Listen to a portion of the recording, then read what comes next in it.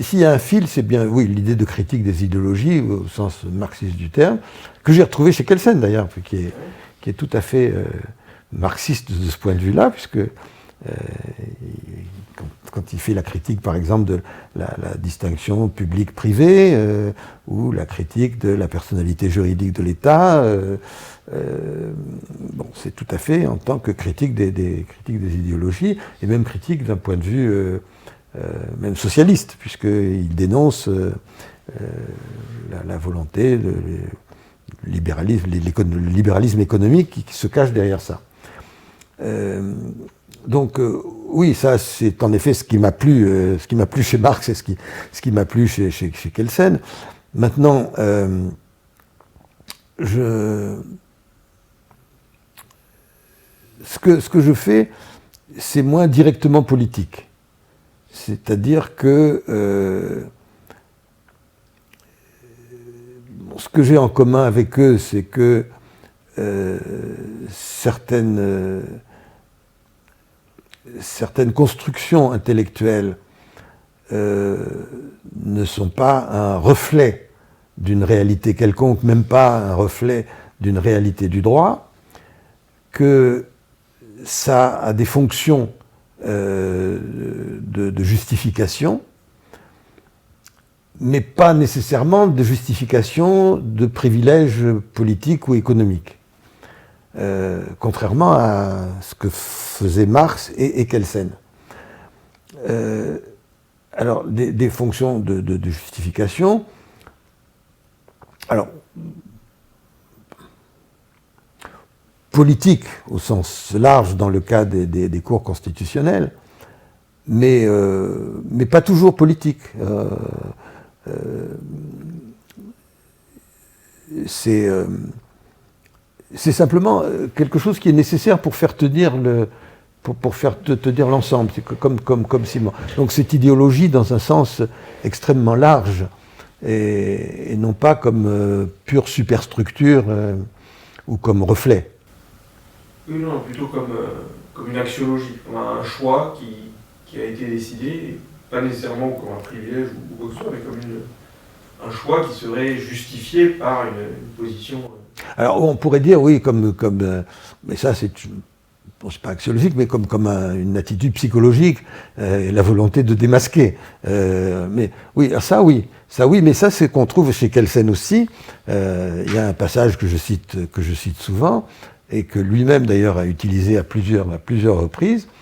Là je cite à peu près, si on demande ce qui se cache derrière le droit, eh bien je ne peux répondre que ceci, celui qui veut savoir et qui n'a pas peur et qui arrache le voile, eh bien celui-là ne trouvera pas derrière le droit un quelconque juste naturaliste ou une idée d'un droit naturel ou une idée de justice, mais il trouvera la face hideuse du pouvoir, la face hideuse de Gorgone du pouvoir.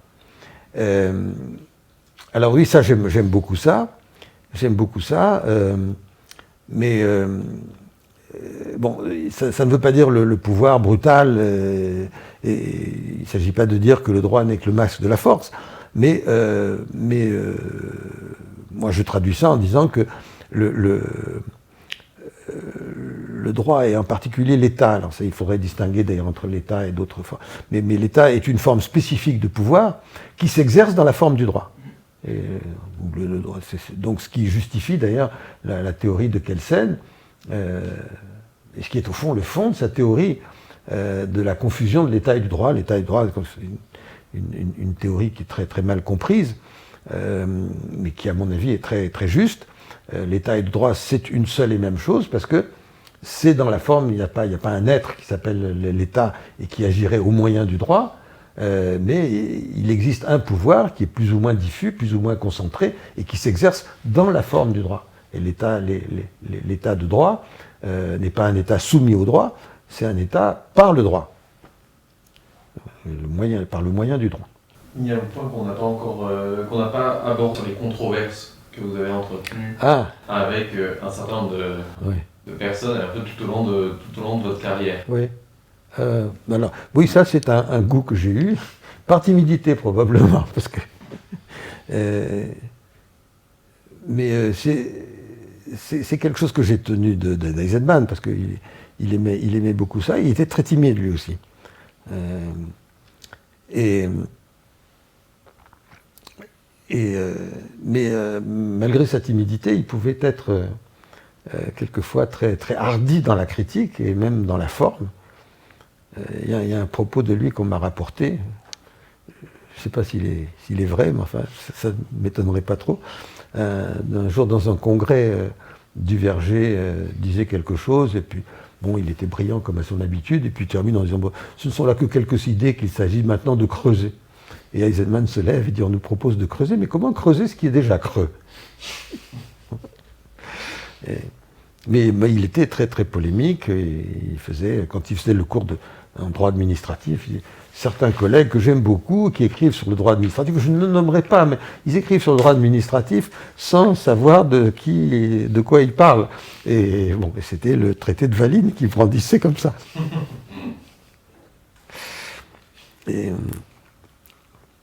Donc il a fait beaucoup de polémiques, par exemple avec Vedel, et donc, bon, tout le monde appréciait d'ailleurs, Vedel y compris. Eisenman m'a montré le volume du manuel de droit administratif qui lui a été dédicacé par Vedel. Et la dédicace était la suivante: à l'archer, la cible.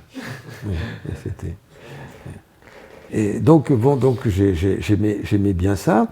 Et puis le premier article polémique que j'ai fait, c'était... Ah oui, ça lui a fait mal au cœur d'ailleurs à Eisenman. C'était avec Amselec, qui avait écrit un article contre Kelsen, et notamment contre la théorie de la pyramide. Et il avait publié ça dans la RDP, je crois. Et donc j'ai écrit une réplique à ça. J'ai eu tort de ne pas la lui montrer avant. Et donc le mien s'appelle La pyramide. Il terminait son article en disant après le feu soumis auquel je l'ai soumis, le feu nourri auquel je l'ai soumis, il ne reste plus grand chose de la pyramide. Et moi j'avais intitulé mon article La pyramide est toujours debout. Et donc il était très très mécontent, il s'est plaint à Eisenman et qui nous a invités à déjeuner tous les deux pour nous réconcilier. Mais je crois qu'il m'en veut toujours. Et bon, on ne se voit pas beaucoup, enfin on se rencontrait de temps en temps dans des colloques, mais enfin... Alors ça c'est un peu dommage. Et puis après ça, qu'est-ce que j'ai eu comme polémique? Il y en a une avec François Furet, justement à propos du veto royal dans la Constitution de 1791. Et alors ça m'a aidé d'ailleurs, autre chose pour ce qui concerne la production des concepts. Justement pour comprendre, enfin, sur le fond, je savais quoi penser du veto avant cette controverse, parce que j'en avais parlé dans la thèse, et que j'avais quand même beaucoup lu les débats. Mais ça m'a permis de comprendre que les concepts changent et que on utilise les concepts pour certaines fins. Et que le tort de François Furet, ça avait été d'utiliser une notion de veto qu'il avait prise, je ne sais pas où. Je crois que c'était une théorie qui s'était faite sur la nature du veto suspensif. C'est-à-dire, d'après lui, ce n'était pas un veto du tout, c'était pas un pouvoir législatif. Et donc, il mettait cette théorie du veto au service d'une théorie historique, qui était que la Révolution française avait déjà décidé dès le début, c'est-à-dire dès l'automne 1789, en donnant au roi un veto seulement suspensif, c'est-à-dire pas de veto du tout, avait déjà amorcé ce qui allait se terminer avec la terreur. En gros, c'est sa fameuse théorie du dérapage, mais bon, qui était déjà amorcée, selon lui, dès 89. Et donc, je crois que l'idée qu'il y avait un germe déjà de concentration du pouvoir dès 89 me paraissait complètement fausse, et que cette idée passait par ce truc de la nature. Donc il fallait voir la nature du veto en 89 telle qu'on pouvait la comprendre en 89. Alors après, il y avait toutes sortes de problèmes. Comment pouvait-on comprendre? Ça rejoint les problèmes d'interprétation. Comment peut-on comprendre la nature du veto en 89? Eh bien, ou bien on peut le comprendre à la manière de l'historien. Et qu'est-ce que fait l'historien? Eh bien, il analyse les discours et puis il recherche les intentions. Et ma réponse est que ça ne vous dit rien, vous ne pouvez rien savoir, parce que les intentions, vous connaissez les intentions éventuellement de ceux qui prennent la parole, mais c'est une assemblée où il y a 1000 personnes, il y en a très peu qui prennent la parole, et puis vous ne pouvez pas du tout savoir s'ils sont sincères ou s'ils ne sont pas, vous ne pouvez pas du tout savoir pourquoi les autres ont voté de cette façon-là, ils ont voté pour 1000 raisons. Peut-être des raisons qui n'ont rien à voir avec l'objet du débat. Voilà comment. Donc ça ne vous dit rien du tout sur la nature du veto. Si vous voulez savoir quelque chose sur la nature du veto, il faut faire une analyse juridique. Et une analyse juridique, pas n'importe laquelle, c'est-à-dire que vous devez avoir une bonne théorie juridique derrière. Et Kelsen est la théorie de l'auteur de l'acte d'Eisenman, qu'il utilisait pour le droit administratif. Cette théorie de l'auteur de l'acte administratif, voilà, ça peut vous servir à ça. Mais pas n'importe comment. Il faut voir qu'on pouvait la partager en 1789 et pourquoi on pouvait la partager et quelle utilité ça pouvait avoir. Donc voilà, c'était deuxième controverse. Mais ça, j'ai repris ensuite par la suite en parlant des concepts et des métaconcepts. C'est cette idée-là. Et puis, qu'est-ce qu'il y a la controverse naturellement avec Otto Fersman. Alors là, c'est pas moi qui ai commencé, c'est lui qui a commencé, monsieur. Mais et c'était, je trouvais très très intéressant. C'est une critique très intelligente et très forte.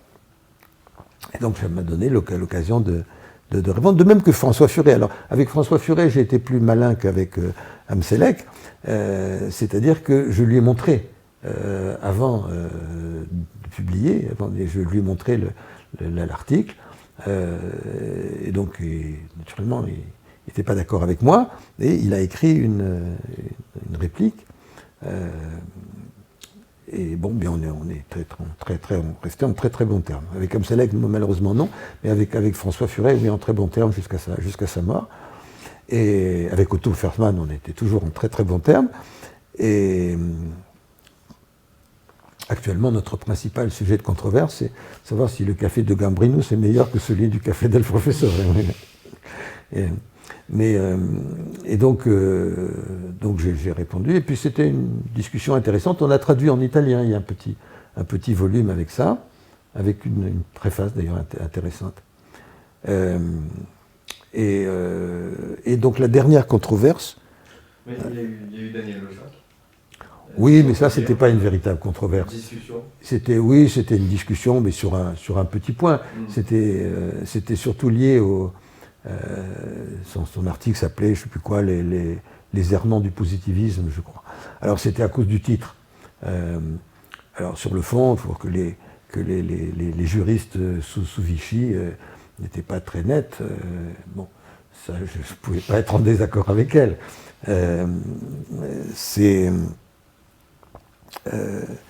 Notamment sur du Verger, donc j'étais tout à fait d'accord. La seule chose, c'était positivisme.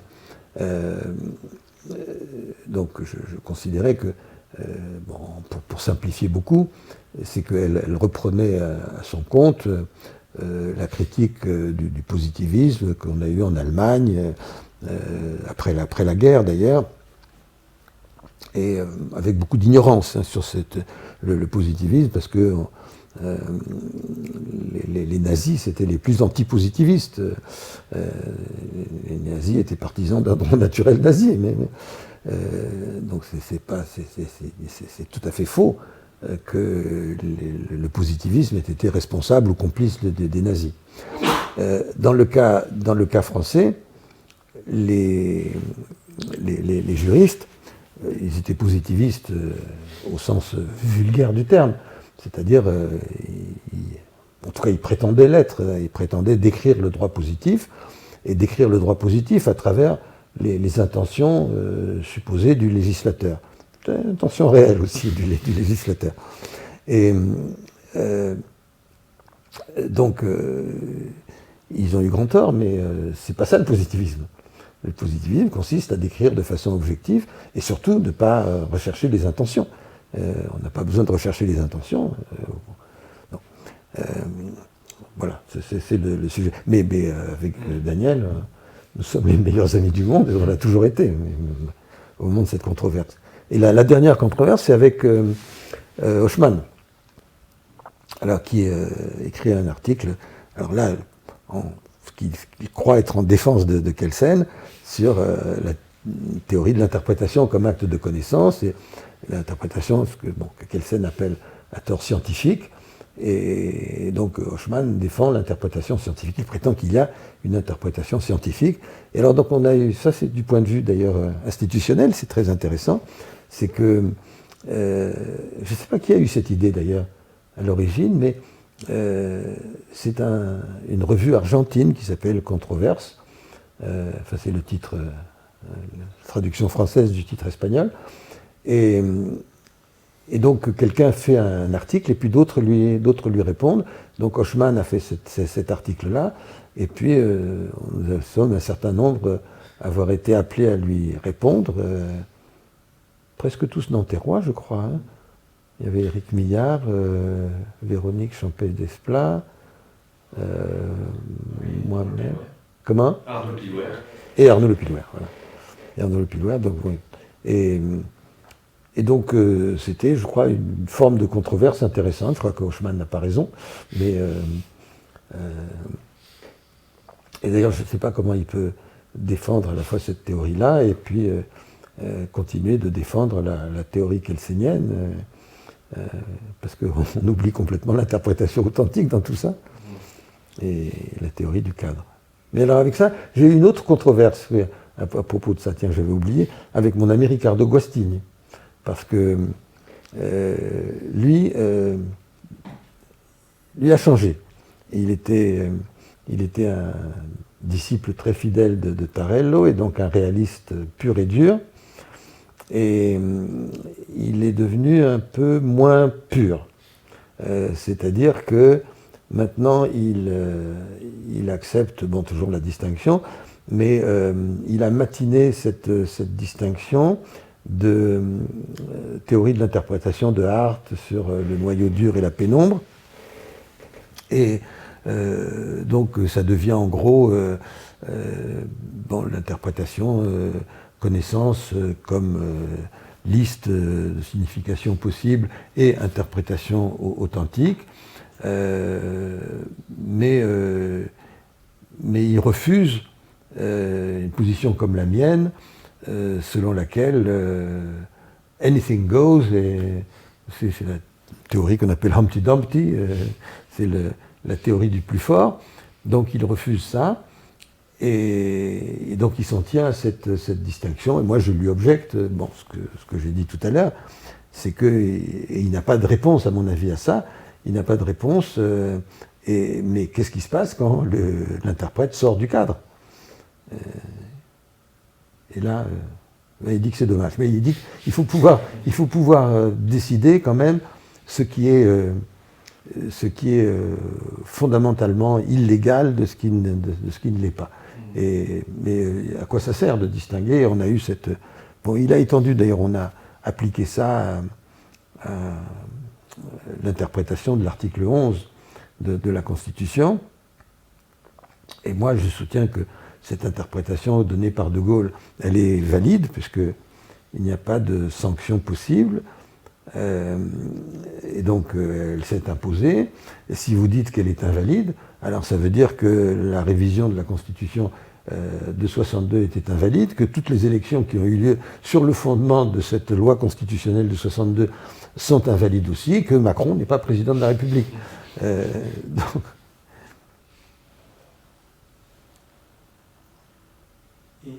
Est-ce que vous voyez un lien entre peut-être votre manière d'écrire, de vous insérer dans ces polémiques, soit en réponse, soit à leur initiative, votre manière d'écrire, aussi on voit beaucoup d'articles qui commencent par reposer une question, ou recréer un petit peu une figure d'un affrontement, en disant la question est posée comme ça, mais peut-être peut-on la reposer comme ça. Et cette attitude critique, est-ce que c'est quelque chose que vous avez théorisé ou de manière consciente fait pour créer un affrontement, en fait, créer une remise en cause? Je ne peux pas théoriser, mais si je voulais faire ma psychanalyse, je pourrais vous dire des choses, mais non, je ne l'ai pas théorisé. Mais effectivement, je fais comme ça, et puis j'ai aussi ce qu'on me reproche quelquefois, un procédé rhétorique de deux choses l'une. Donc essayer d'enfermer la question dans une position telle que... de considérer, au fond, le discours comme une partie d'échec. Si je fais ça, je vais vous forcer à défendre de telle manière, et quand vous aurez défendu de telle manière, eh bien, là, je pourrais vous attaquer. Alors, bon, ça, c'est... Mais je ne peux pas dire que je le fais de façon tout à fait consciente, mais effectivement, c'est ce que j'aime bien. J'aime bien jouer, je joue très mal, mais j'aime bien jouer aux échecs. Oui.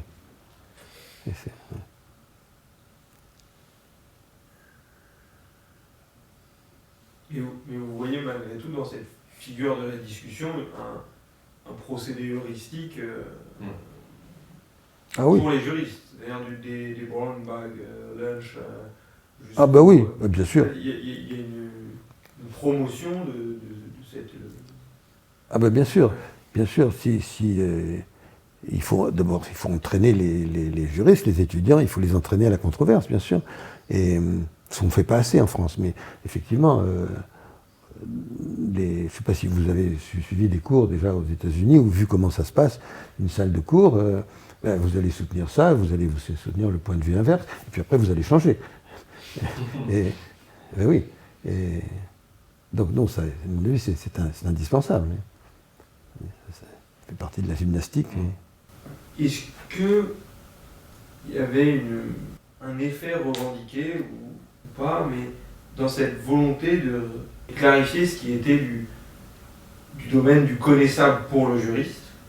Et est-ce qu'il y avait un effet ouvertement de réduire le domaine d'expression légitime du juriste universitaire? Est-ce que c'était quelque chose de dire, voilà, ce sur quoi vous pouvez vous prendre position de manière rationnelle, d'un point de vue théorique. D'un point de vue théorique, mais ensuite, est-ce que d'un point de vue pratique, par rapport à votre place dans le milieu universitaire et vos collègues, est-ce que c'était quelque chose qui devait être tenu en permanence, le point de vue théorique et le point de vue pratique au niveau de l'enseignement?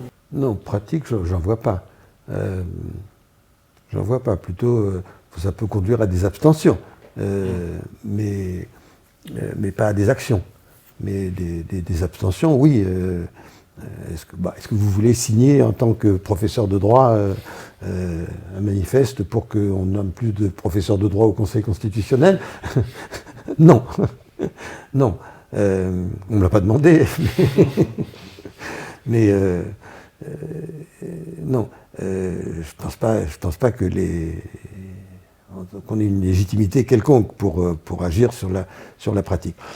Par contre, effectivement, ça justifie qu'on s'abstienne. Donc il y a des choses qu'on connaît, mais aucune des choses qu'on connaît, la connaissance du droit qui est ne permet pas de dire quel est le droit qui doit être. On peut dire éventuellement que ça ne marchera pas, mais on ne peut pas dire qu'est-ce qui marchera. Sauf à faire des choses. Alors c'est pour ça que je vous dis que la préface de Kelsen à Eisenman est très intéressante et très importante. Oui, parce qu'on n'a pas parlé de ça, du lien entre la position, la neutralité affichée et l'engagement politique. Et donc ça, c'est à propos de Kelsen, c'est notamment une objection qu'on lui fait souvent. Vous parlez de la démocratie, et puis, donc, où est votre neutralité? Vous êtes plutôt social-démocrate, où est votre neutralité politique? Alors, il y a deux réponses possibles. Première réponse, oui, il y a toujours deux réponses possibles. Première réponse possible, je suis je ne suis pas juriste toute la journée, 24 heures sur 24, je suis professeur de droit, philosophe du droit d'un côté, et je suis citoyen de l'autre. Donc ça c'est cette réponse classique, standard, et parfaitement légitime d'ailleurs. Mais l'autre réponse, c'est de dire que la connaissance du droit tel qu'il est permet de fonder une technique, comme la connaissance de la physique permet de fonder une technologie, et de dire quels sont les moyens. Donc, par exemple, avec la Cour constitutionnelle, Kelsen dira s'il faut ou s'il ne faut pas une Cour constitutionnelle. C'est une question qui est une question de préférence. Ou si vous voulez la suprématie ou de la Constitution, ou qu'une Constitution soit suprême ou pas, c'est une question de préférence politique et idéologique. Mais si vous voulez une Constitution suprême, alors il faut utiliser le seul moyen disponible, selon lui, c'est d'avoir un gardien de la Constitution qui est une Cour. Donc ça, c'est cette réponse que Kelsen fait lui-même dans la préface à Eisenman. Alors là, je crois qu'il a raison, mais il y a très peu de cas de ce genre. On ne peut pas... les professeurs de droit sont parfaitement incapables, en tant que professeurs de droit, de fabriquer une constitution qui marche. Ou qui marche, en tout cas, qui marche d'une certaine façon. Constitution dictatoriale, oui, c'est facile. Mais de faire une constitution démocratique, c'est très, très difficile. En fait, on ne connaît pas d'exemple de constitution qui ait fonctionné comme les auteurs le prévoyaient. Donc, je ne sais pas si ça répond à votre question, mais c'est uniquement de cette façon-là qu'on peut se positionner si on veut maintenir la neutralité axiologique. Maintenant, bien sûr, on peut changer de rôle. Si on me nommait au Conseil constitutionnel, naturellement, j'aurais des positions à l'intérieur. Mais pour rebondir sur la question, l'idée qu'on avait à vous lire, c'est que, le sentiment, c'est que vous avez réduit, on va dire, le champ du droit. On ne peut connaître que les significations objectives données par les juges, par les interprètes authentiques. Et donc le travail du juriste scientifique, c'est de décrire ces faits empiriques-là. Donc tout ce qui est à l'extérieur de ces faits empiriques-là, le juriste scientifique, dans sa position de scientifique, ne doit pas l'évoquer, doit s'abstenir parce que ça ne rentre pas dans le domaine de ce qu'il peut connaître. Ça ne sert que lorsque l'interprétation qui a été effectivement donnée par l'interprète s'explique par des facteurs extra-juridiques. C'est-à-dire, je sais pas, je suis interprète et je suis une cour constitutionnelle, j'ai peur d'être arrêté et mis en prison. Oui, ça explique, mais c'est pas en tant que juriste que je l'expliquerai, c'est en tant que politique. Donc en tant que juriste, tout ce que je peux dire, c'est que il a le pouvoir de donner cette interprétation. Une autre autorité a le pouvoir d'exercer des représailles parce qu'elle a ses compétences juridiques. Par exemple, réviser la Constitution. Mais si l'autre et l'autre, la probabilité pour que cette autre autorité use des représailles, cette probabilité dépend de la composition politique de l'organe. Et alors, ça, en tant que juriste, je ne peux rien en dire, mais je peux le prendre en compte. Et je peux dire, dans telle circonstance, voilà, comment on peut expliquer. Dans telle autre circonstance, on explique autrement.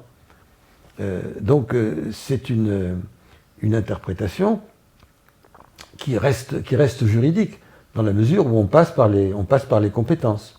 Maintenant, si on fait appel à des explications qui sont totalement extra-juridiques, les baïonnettes, bon, c'est autre chose.